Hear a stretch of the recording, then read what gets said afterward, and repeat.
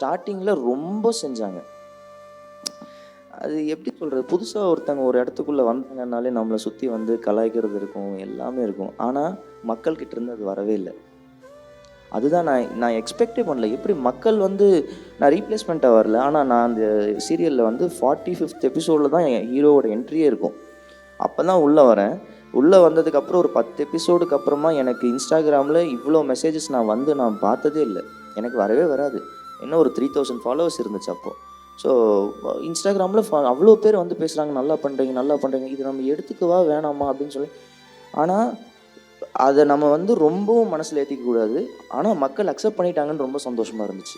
Criticisation எல்லாம் தாண்டி, கலாய் எல்லாம் தாண்டி இது சந்தோஷமாக இருந்துச்சு. ஸோ எதை எடுத்துக்கிறோங்கிறது ஒன்று இருக்குது, நான் இதை எடுத்துக்கிட்டேன்.